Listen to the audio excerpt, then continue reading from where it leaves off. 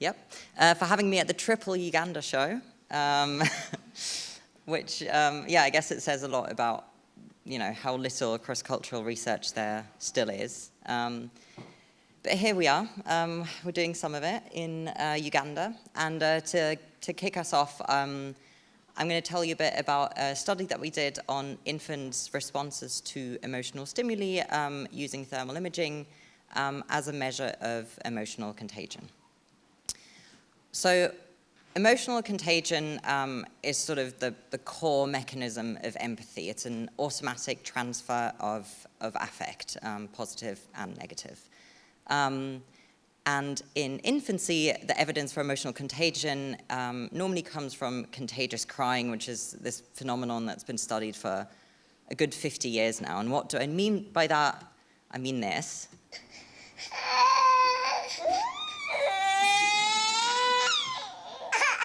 So the seemingly completely irrational crying of one baby after hearing another baby cry, right? There's no physical distress or anything.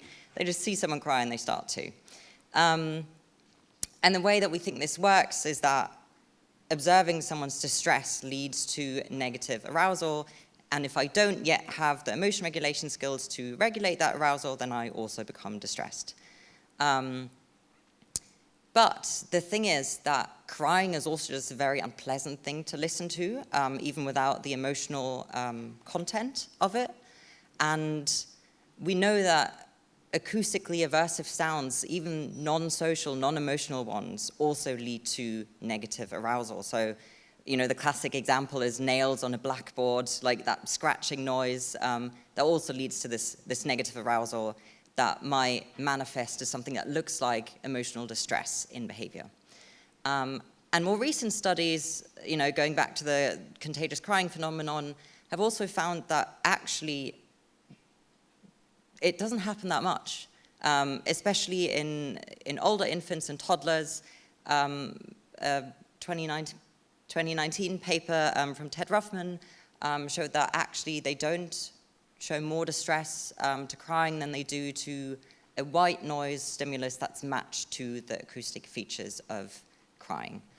So we thought, let's look at this again. And we did it using thermal imaging because obviously behavior can tell us a lot, but we can also have emotional contagion without any behavioral manifestations. And we also didn't want to use stimuli that are so arousing that they guarantee a behavioral response. So we want to be able to capture something that doesn't automatically cause distress. And the way thermal imaging works is that emotional states, like many other physiological measures, lead to activation of the autonomic nervous system, and that leads to changes in blood flow below the skin, and we can measure those. So just to show you what the data looks like, you get these sort of heat map videos that look a bit strange, but what you can see here is that the nice thing about thermal imaging is that the infant is relatively unconstrained. So obviously you do want them facing the camera because you are filming their nose tip, especially. But other than that, they can move and then they can turn around. So in comparison to eye tracking, for example, you don't need them to be as still. That being said, they still don't love to sit still for minutes at a time. And the other great thing about thermal imaging is that you can take it on the road. It's just a relatively small camera, so taking it to a place like a remote village in Uganda is relatively easy to do when you have sufficient power to charge the camera during rainy season. So what did we actually do? We conducted a playback experiment with positive, negative, and neutral infant sounds, so that is laughing, crying, and babbling, as our emotional or social conditions, and an artificial aversive control stimulus that was a modulated, like alarm or siren sound that we matched to the acoustic properties of crying. So that's the pitch and the rise and fall and the rhythm of infant crying. We did this at around 10 to 11 months and had a total sample of 300 infants across the 3 sites. I'll go into the sites in a second. And we used both thermal imaging to detect skin temperature changes in relation to baseline, and also behavioral coding of their facial expressions. So you have a 10-second cartoon as the baseline, just to get that initial temperature measurement and to attract their attention to the screen, which has the camera behind it. They don't actually need to look at the screen, but you do, again, you want to be able to capture the nose tip. And then you have 1 minute of the stimulus with a moving bubbles overlay just to keep them looking. But what's going on the screen, again, is irrelevant. And it's always the same for each condition. And then a 30-second recovery, because thermal is relatively fast, but it's not exactly real time, so there can be a bit of a lag. And we just wanted to capture any sort of delayed responses, and also allow the infant to go back to baseline in between trials. We had 2 trials per participant. We tried to do them all 4, wasn't possible, hated that. So 2 trials per participant, always made sure they returned to baseline before the next one. And we very specifically selected cries that weren't overly arousing, because we wanted to have them be comparable to the arousal levels of other social sounds, like laughing, for example.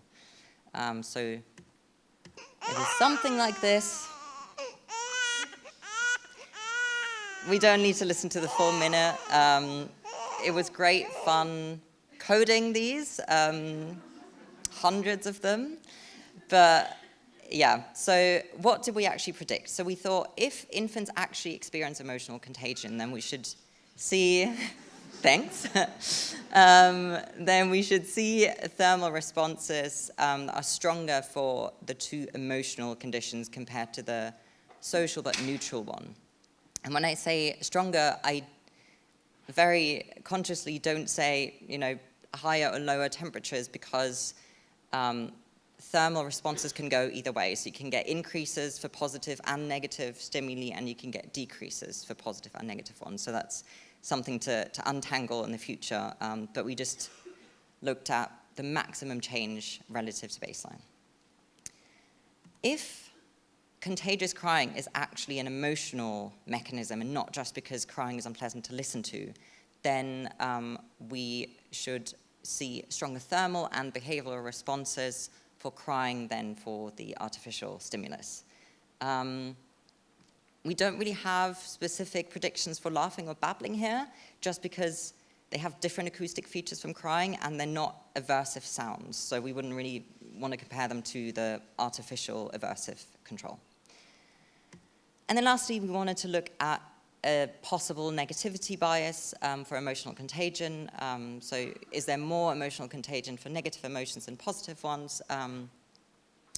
Then we should find stronger responses for crying than for laughing. And this is only for behavior, because untangling valence with physiological measures, I'm sure people who work with pupillometry have found the same issue. It's really hard to do. It's not impossible. Some people have detected it, but there's very mixed results on that. Now, I know this is the cross-cultural section, so I'm going to talk about culture in a second, but we actually didn't have specific predictions for the thermal responses interacting with culture, because it is such an early mechanism, and it is that initial physiological arousal transfer that you wouldn't expect to be modulated by culture. Behavior, you might see differences, just because emotion regulation is scaffolded differently, emotions are expressed differently across cultures. But this is more of an exploratory question for us, just because at 10 months we don't know if that's sort of late enough in development yet to see those differences. But let me tell you a little bit about the sites now anyway, because the next 2 speakers are going to be talking about the same one, so I'll just set them up here. So the first one is Budongo in rural western Uganda, which is your prototypical rural subsistence farming, very low engagement in wage labor, very little formal education, and you get these large households with many children, and especially child caregivers. So when we ask the mothers who's the primary caregiver, who spends the most time with the baby, you often hear, oh, it's the cousin who is 7. So there's a lot of care that doesn't come from people that we would typically see as caregivers. And it is a very, whatever framework you want to use here, collectivist, relational, whatever your preference is, context, where emotional expressiveness is not really encouraged. Now, in Mbarara, where we had a biggest sample, is one of the largest cities in Uganda, and it is urban, but it is culturally similar to the rural site in Madongo. And we have higher wage labor, education, and a lot more access to Western media. So this is sort of the interesting one in terms of these ideas of expressiveness and what is appropriate, how much that has changed there. And then I don't need to say much about the UK. That's your, stereotypical Western context where we really value emotional expressiveness in children. Obviously, no one likes a crying baby, but initially we don't suppress emotional expressions. So, what did we find? We found stronger thermal responses to crying than to babbling, so emotional contagion, but we found no difference between laughing and babbling. And when I say stronger thermal responses, again, I mean just different to baseline, so not higher or lower temperatures. We also found stronger thermal responses to the crying than to the artificial sound, which means there's something that's more than acoustic aversiveness. And we found no difference between the artificial sound and the babbling sound. So interestingly, the effect of aversiveness, and let me tell you, that sound was very, very unpleasant to listen to. It doesn't seem to do much in terms of physiological arousal. We also found a stronger response to laughing than to the artificial sound, which sort of hints at that maybe emotional stimuli of any valence or just do more than artificial ones, even when they're aversive. In terms of behavior, we also find more distress in response to crying than to the artificial condition. But I do have to say here that, for both of them, the behavioral responses were relatively mild. So this is on a scale of 3, and you can see that most of them are, sort of in the 0 to 0.5 region. But again, that's something that we wanted to see. We didn't want to just overwhelm these infants and have everyone crying at the end. We actually wanted to give them the opportunity to regulate their emotions. And our negativity bias also worked out. It's great when most of your predictions come true. That we had a stronger behavioral response to crying and to laughing, and this is based on the congruent emotion to show. So you see more distress in response to crying than you see positive emotions in response to laughing. So the emotion that you would expect to have transferred. And then this is the weird result, and yes, I am very proud of this pun, where the Western babies, so the UK sample, they had stronger thermal responses compared to both Ugandan sites across every condition. And you can see that, not only that, but also in the 2 Ugandan sites, you get increases and decreases quite commonly. But in the UK, they all seem to go up, or most of them anyway. And then we thought, maybe this is related to baseline temperature, to room temperature. And we looked at all of that, and none of it worked out. So I'd be very interested to hear other people's thoughts on what might be driving this. So just to conclude, before I get a stern look to finish up, so we have thermal evidence for negative emotional contagion. And the lack of difference for babbling and laughing, so no positive emotional contagion, that could just be because crying has the addition of being acoustically aversive. But on that note, we found that crying and laughing both produced stronger thermal responses than the artificial sound. So again, like I said earlier, it might just be that the emotion content of a stimulus outweighs the acoustic aversiveness.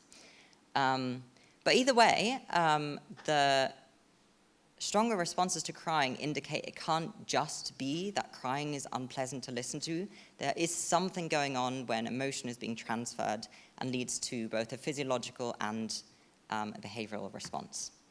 And that seems to happen more for negative than for positive emotions, but only on a behavioral than a physiological level. And we have seen some pupillometry evidence for a negativity bias on a physiological level, work by Elena Gyangu. So, this is something to look into further. Maybe more intense stimuli could elicit it, but we didn't find it here for the thermal. And it could also just be associated with that suppressing behavioral contagion requires, more emotion regulation if you have to do it for a negative emotion than for a positive emotion. So this is a future works step. But we do find evidence for emotional contagion. We do find emotional contagion as the basis for empathy in the first year of life, which is, a debated topic if infants have that.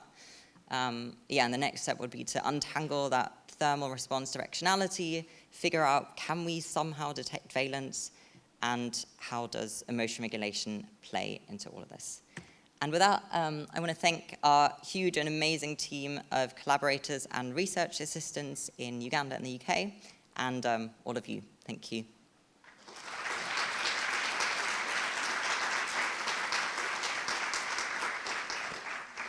Thank you. We have time for a few questions.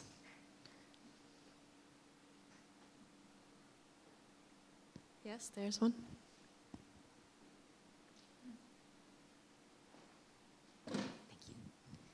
Thank you very much for a really fascinating talk. I have a question regarding the stimuli you have used. So for the Ugandan babies, did you use Ugandan babies crying or not? Yeah, we did not. So the stimuli that we used, they're all Western babies from different nations. So we had, I believe, some UK babies, French and Austrian in there. So it could be that effect is because the cries are more similar to the UK babies. But we also found it for the artificial one. And that's where that sort of falls apart, because obviously we did match it acoustically to the features of crying. But it still doesn't sound exactly like crying. So maybe that's driving it, and then something else is driving the effect for the artificial sound.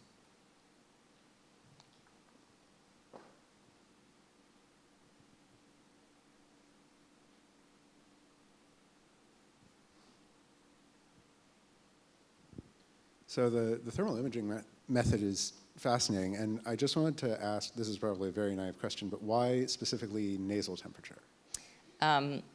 Because I think one of the reasons is practicality. It's very easy to do. It's very easy to see. It's also the blood vessels are relatively close to the skin surface, so you get greater changes there. And it has also been in previous research, but also for us when we are conducting inter-observer reliability, it's also the most reliable to identify between observers.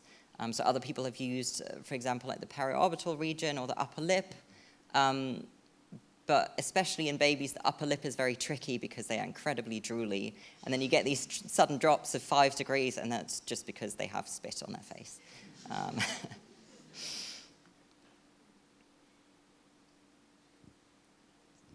I have a question about the weird results. So you mentioned that in Uganda the families are a lot bigger and there's a lot more kids hanging out with each other. Do you think that could play a role, that they're just more used to being around other babies, so they're kind of like, eh? Yeah, we think that it might be that. So there's more infants around. So if most children in sort of our Western context, when there are other children around, they're not the same age, so you very rarely have another infant in the household.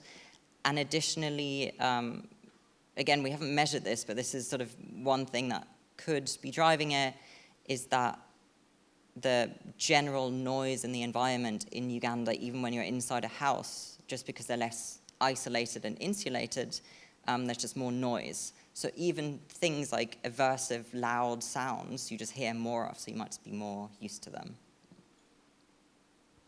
Okay, I think we have to move on. So let's thank our speaker again. Thank you.